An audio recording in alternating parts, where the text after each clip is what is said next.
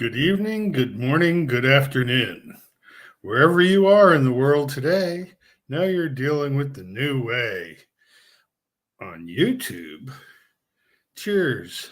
I've got my kombucha. I'm all ready to go. First topic, the universal we.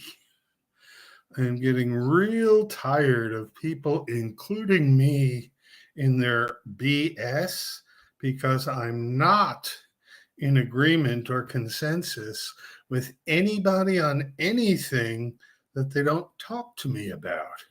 So if you want me to consent, and I do believe that we are governed by consent of the governed, you must actually ask me if I agree.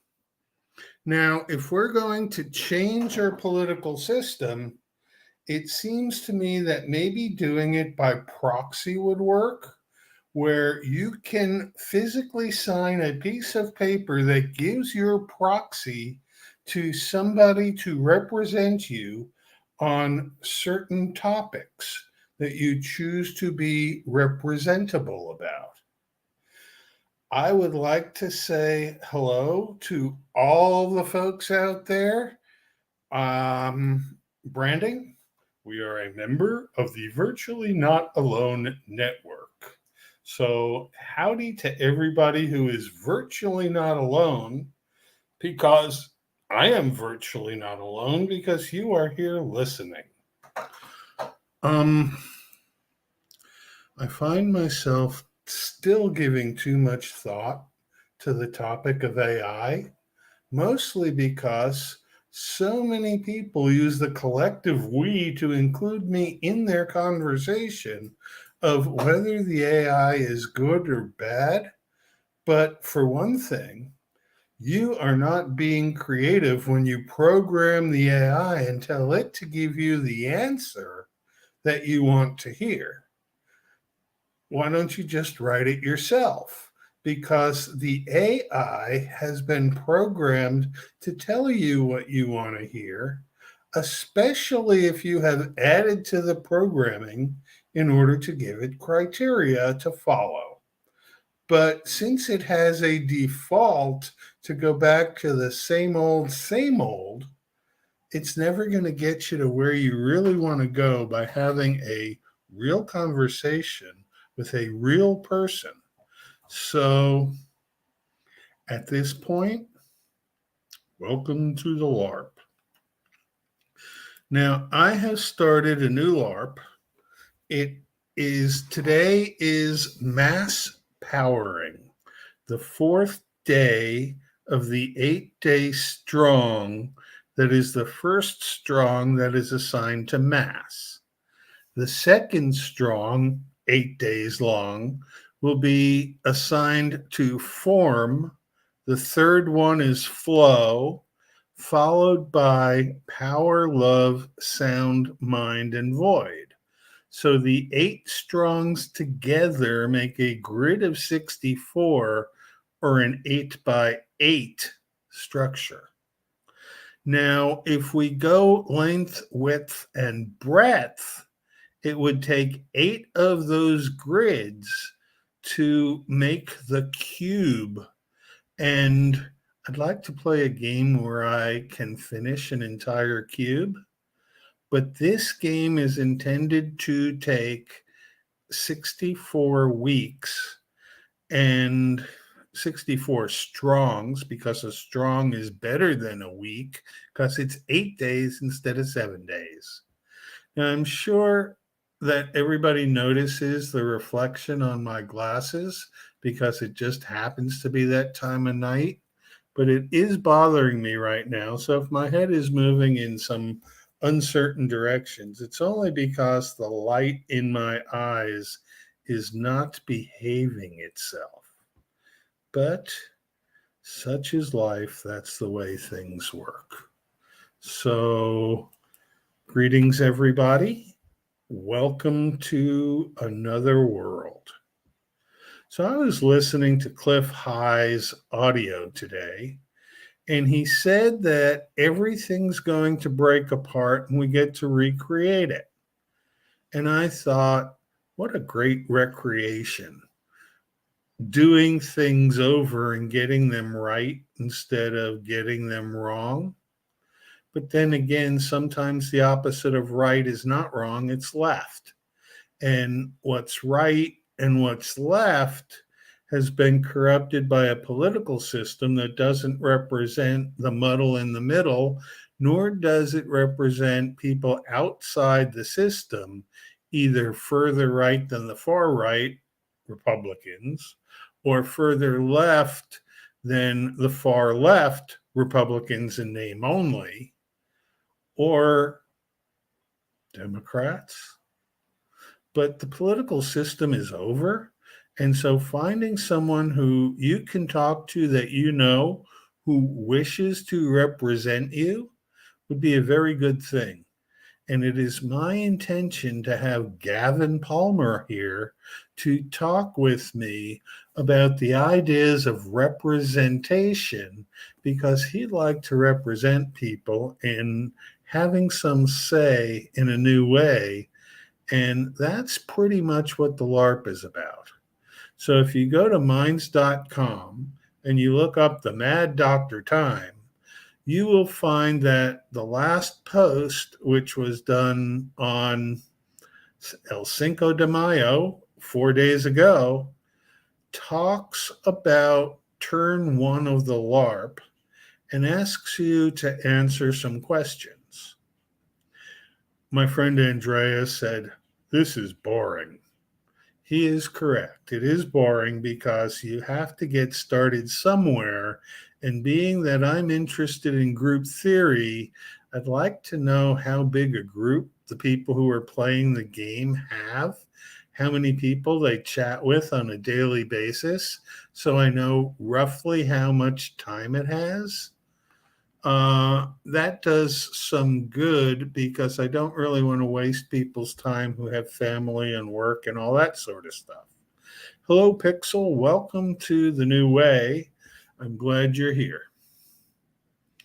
I think what I'm going to do is I'm going to post the invite in the chat, because anybody who wants to come and talk, I'm more than happy to allow to come in and talk. But I've gotten good at monologues, and sometimes you just need a good monologue to tell people how you believe the world is. Now, me telling you is just my opinion, and you don't have to believe me at all. Isn't it great that kombucha resembles beer, so everybody can think I'm getting drunk on screen when I'm actually dealing with a brewed tea product? But anyway, we have ways to go before we sleep, and miles to go before we sleep, and miles to go before we sleep, to quote Robert Frost. Now, if we're going to do the world differently, everybody in their local environment gets a chance to participate in what's happening local before things get together on a greater structural basis. The scaffolding of the structure is not important. And so if we go to a biology analog, it's not the organic carbon that's important, it's the water. Water has memory. It has enough degrees of freedom that I believe that water is what creates our consciousness. And I really think it needs to be explored deeper in terms of what we see and what we get. You know how sometimes you get light shows in your vision where you can't see through it? Sometimes these light shows come with migraine headaches, but mine don't. But I think those are downloads, and I think they're downloads from different renditions of you talking to yourself, because you're on other timelines that are not coincident to this current timeline and this current narrative. But we, in our consciousness, who are listening to this video, are all encased, entombed, uh, trapped, encumbered, stuck in the middle of this narrative. And until we can figure out what's going on and change things for ourselves, we're in what Matt from Consciousness talks about as the stalled century. Nothing's really getting done. You look at world affairs and who's in the news right now? 100-year-old Henry Kissinger. This is the same Henry Kissinger who was making problems when I was in high school. And he hasn't stopped in his ways. Once we are done with the heterodoxy and the way things are, we'll have a lot more freedom to be, but we're going to have to go back to our basis set, the ground rules under which we live, and redefine things and measure to see that what we thought we knew is still what we know. I like chemistry because I can balance equations and I've spent years studying it. So if things have a chemistry analog, then I'm with it and can accept how that goes. But if I can't balance an equation because something doesn't make sense, I will tend to not buy into the concept until I do have all the things that go into that balance. But it's all a matter of scale, and scale is what you weigh things on. But scale, more importantly, has to do with size, and fractals have to be scales that are not adjacent to each other and not even close to each other in order to be a fractal. So for homework, I'd like everybody to pull up a video of the Mendelbrot set. Mendelbrot set.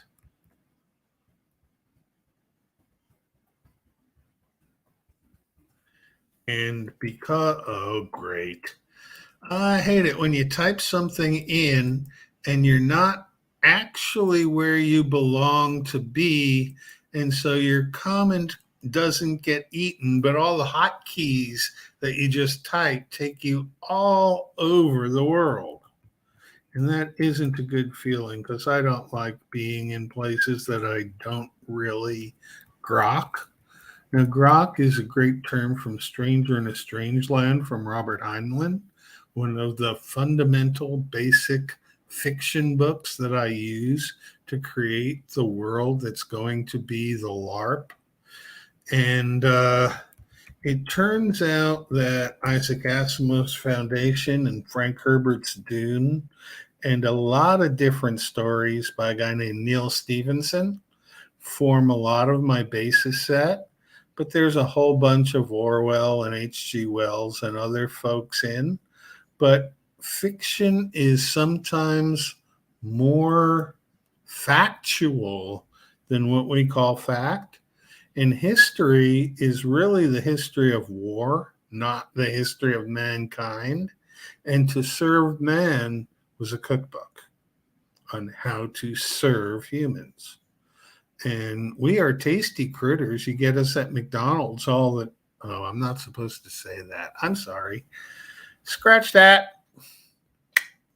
McDonald's doesn't use anything other than real beef. But any red meat will do in a pinch. And I wonder what they do with horses after they're sent to the glue factory, since we don't make glue out of horses anymore. In fact, we don't make anything out of horses anymore. So I'm guessing that that's what's in your McDonald's hamburger. Cheers. Okay, next topic.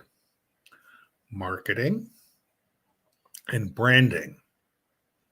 We are branded on this channel as a member of the Virtually Not Alone network, which is part of Grizz's network. And Grimm has 2 out of his 3 strikes from YouTube collected, so it ain't going to be around too long. So it's incumbent on people who do YouTubes to join the Virtually Not Alone network so that all the people who are alone in their reality but virtually not alone by hanging out online have a connection to other people who are virtually not alone hanging out online. And we can actually get some things done in a virtual community while we're waiting for things to get bad enough that we can have actual communities. But normies seem to think the word community implies communism, and they're dead set about communism because they live in a democracy, even though it's really a representative republic, and that we are controlled by oligarchs who have bought the system and paid for it, and so it's theirs. One of the reasons why I think we should run the world on balanced exchange and not on money, because money has no real value, and all it does is make the people at the Federal Reserve controllers of all the political establishment, the medical establishment, the legal establishment, and all other establishments that have been co opted so that we don't really have a chance to be self directing. But, go back to 1960s, 1970s, 1980s rock and roll, and the lyrics of the songs tell you exactly how to be self-directing. That is, if they haven't changed them through the Mandela effect. The Mandela effect. I have a really good memory. I get hit all the time by Mandela effects where things have changed from how I remember them. And nowadays, because they have changed, there's an insistence that I'm wrong, my memory is incorrect. But life is like a box of chocolates. And Forrest Gump was full of great wisdom presented to people in a way that they wouldn't be threatened by the character that was Forrest.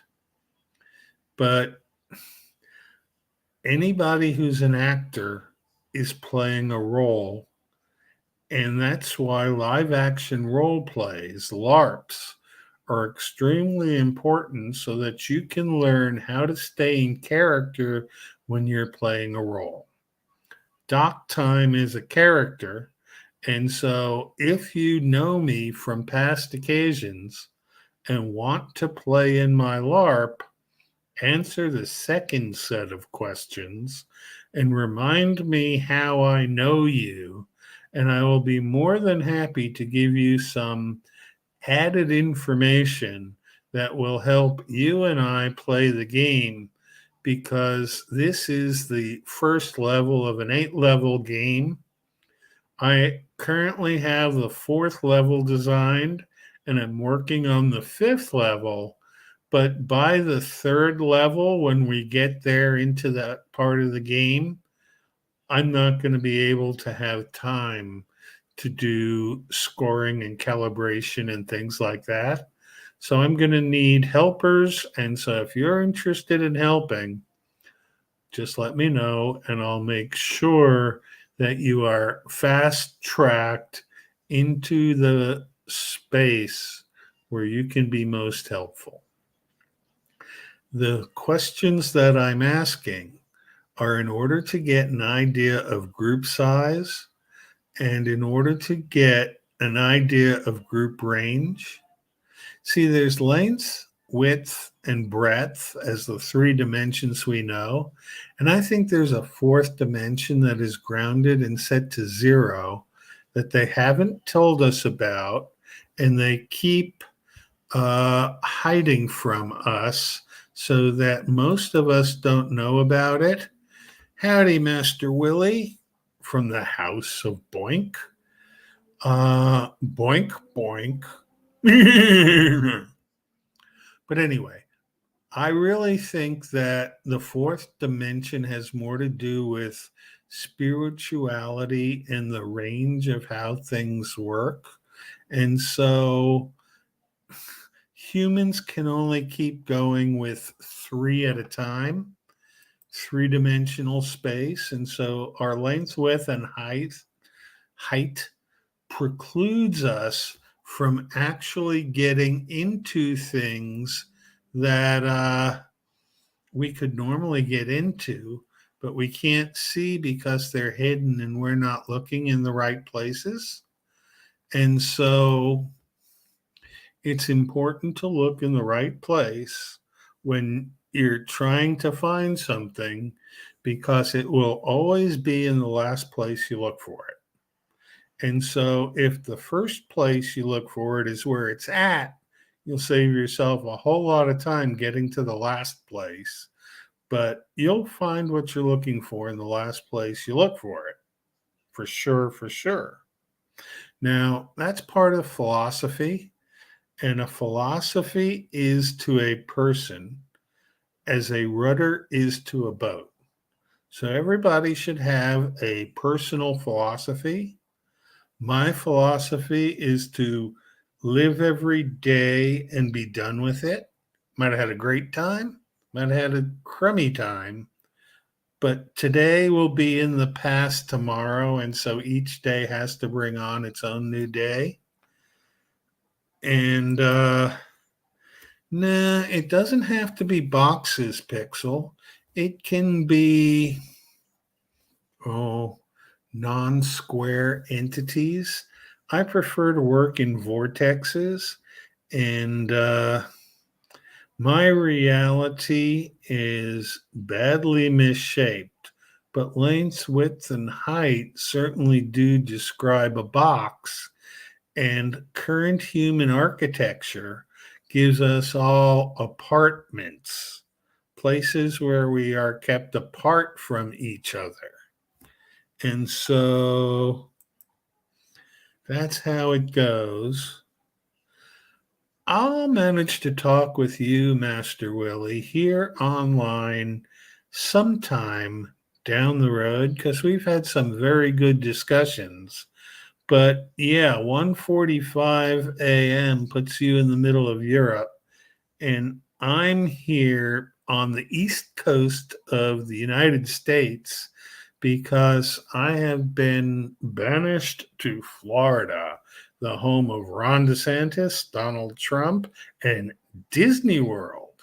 So bring in the clowns. Clowns to the left of me, jokers to the right. Here I am, stuck in the middle with you, but not really because I'm not in the middle. You can take the left and the right and go further out, and there you find a whole bunch of us saying, gee, I'm glad I got out of that system. And if it's a big round circle, it comes back on itself. So the far right and the far left probably have a lot more in common than they do with any part of that muddle in the middle. So stay away from the middle. Go back into fractals and call yourself up a Mendelbrot set and watch the video and see how many times you recognize the same pattern. Because the pattern is always changing and the order of the pattern doesn't remain the same. It is a chaotic system. Chaos and order are yin and yang, and you need both of them to function. And so if you only have chaos or if you only have order, you are missing half the life. But there's got to be things outside of chaos and order and things outside of the system as we know it. And we on human scale recognize this human scale as being a period of, about 80 years, give or take a decade. And most humans live that long. But how do we know if that 80 years takes place on a microsecond or over a 26,000 year period of time? Now, one of the hints that I figured out comes from a gentleman named Stellian7. And he and I have been talking about boiled egg theory. And boiled egg theory is a way of explaining how organic structures could have been petrified because we have each found various rocks that look like hearts. He also lives near a mountain that he believes was made from an elephant, but a giant elephant that was way, way different in scale than we currently are at. But everything is a function of scale, and we really can't see beyond 3 orders of magnitude larger and 3 orders of magnitude smaller. And so we use instruments like telescopes and microscopes and spectrometers and other things to extend our vision. But because we can only conceive of what we can see, we take what we know, apply it out there to places that are not even close to what's actually out there. So I've gone through and played the mental gymnastic of actually putting myself on the nucleus of a blood cell and trying to imagine what it would be like where all the stars in the sky are nuclei of other blood cells. We're actually not even on the nucleus because the sun would be the nucleus by that analogy. And we'd just be on one of the satellites, which would be something like the dz squared orbital of a transition metal. But once it aligns up, that certainly looks like a primer field. And so everything you thought you knew could be looked at in a new way. And if we weigh everything we thought we knew, we'll find that half of what we know and were taught is correct, and the other half of what we know and were taught is not quite all there and hiding things that we can't see. If you count by Fibonacci, 0, 1, 1, 2, 3, 5, you get to the same place where you get when you count by counting 0, 1, 2, 3, 4, 5. So after 6 steps up that ramp, you're both at 5. But Fibonacci then goes to 8, 13, and 21. Well, we're twiddling our thumbs on 6, 7, and 8. And so nature is so far ahead of us that we like to animate nature into thinking like humans and think we know something about scales that we don't know very much about. It's like if you get your microscope out and you pull a leaf off the tree and you look under the leaf along the vein structure, you'll find that there are little tiny critters called tardigrades.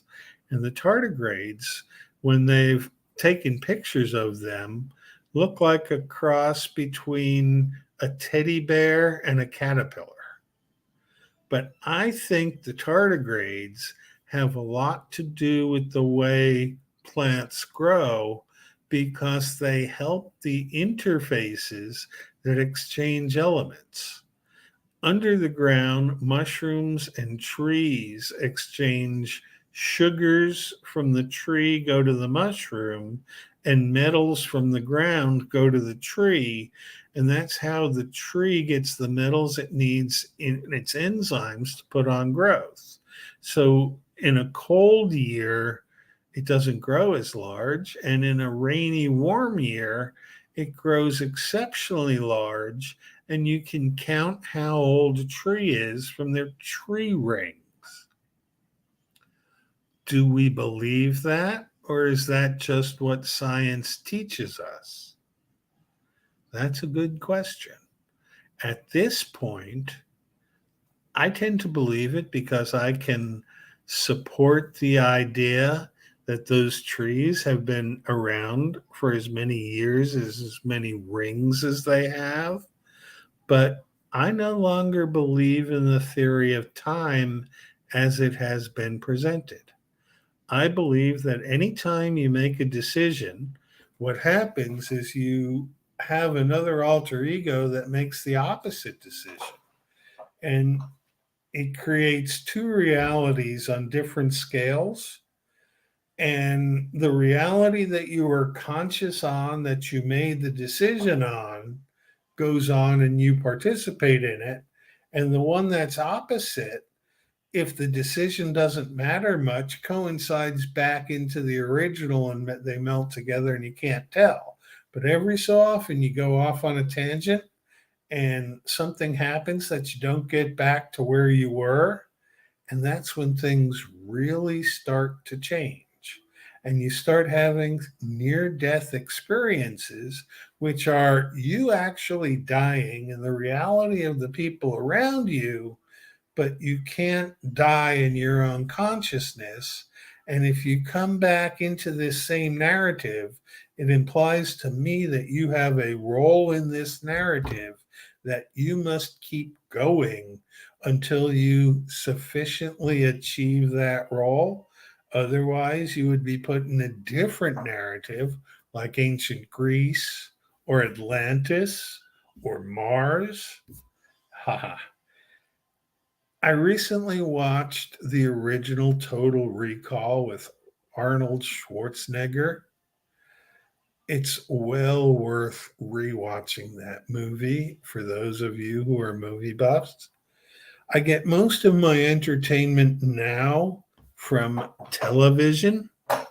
Gadzooks, but I'm a sports fan and I'm stuck here in Florida, so I might as well use what I have. Personally, I found out that I had my head filled with 90% nonsense knowledge by the schooling system, thinking I was really learning how this reality works. I agree with you. I'm not sure it's 90%, Willie. I think maybe more like 60% in a 40-60 relationship, but you can't really tell from the perspective of being embedded. We must learn to design better problems which require improved questioning. Questioning to find a root cause doesn't balance the equations any longer. I have to agree. I don't think that other people can answer our questions. And I think that the information that we used to be able to look up and know was correct has been adulterated.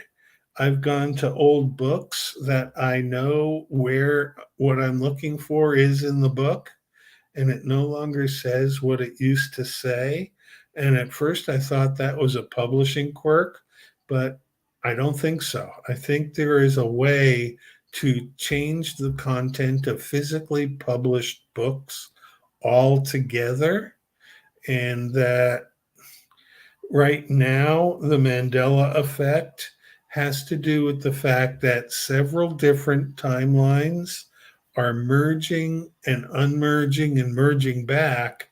And the details of how you got to this point on the timeline have varied, but there are fixed events on the timeline that have to happen in all the timelines of the same narrative. And those fixed events, as they happen, act to act as semi singularities. And so when we get to the point where the singularities diverge, it's a place where we can go off into another world. I like Joe Jackson. I stepped into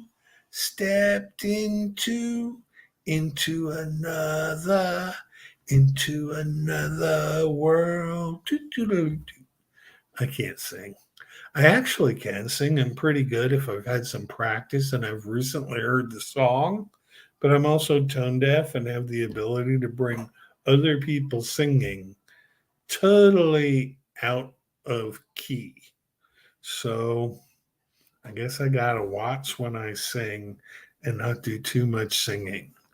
But there was dancing and singing and move into the groove. And just then it hit me. Somebody whirled around and shouted, "Hey, play that funky music, white boy."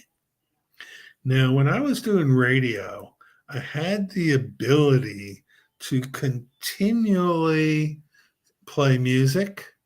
And because it was steampunk radio and I was working under somebody's license, I could put any music I want on and it would provide a nice 4 to 6 minute break for me in which I could do other things. But here, YouTube has so many ridiculous rules and hoops to jump through that I don't dare use anything that could be copyrighted. Not because they would dock my money and give it to them. I've got all of about 40 subscribers, but because I don't even want to push the limit. I'm already shadow banned in every possible vehicle. But if you can find time for Thyme to be with you, you'll find that I can at least jog you to think some thoughts that you wouldn't otherwise have thought about. So, with the thoughts, I'd be thinking I could be another Lincoln if I only had a brain.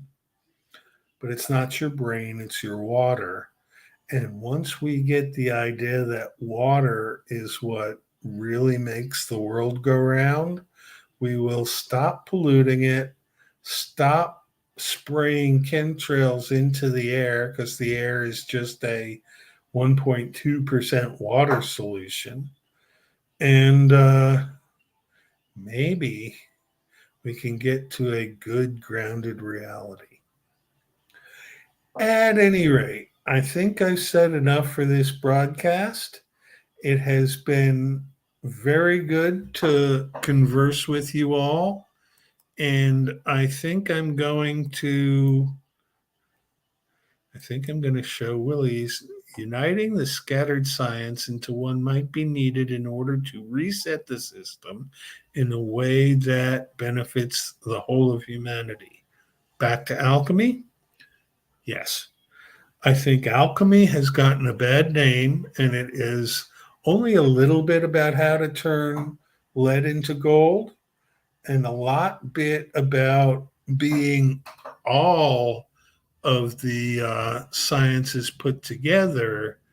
But I'm currently reading a book called The Baroque Cycle that goes to the beginning of how science was created from alchemy. And they were really down on alchemists. They considered them even worse than the Puritans. But at this point, I consider everybody equivalently. We're not all equal, we're all equivalent. And so, however we think, we can agree that water is wonderful and that symbols are what send us information that we don't necessarily say when we speak. Transmutation is a key. And I almost forgot to finish my story about Stellian and his rocks, because the rocks from organic matter, I believe, were made by cold fusion, that carbon plus water fuses to make silicon and loses acid protons, and that cold fusion process is a key to understanding how the world works.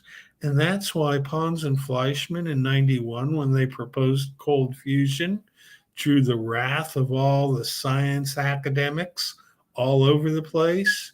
We have to let things go.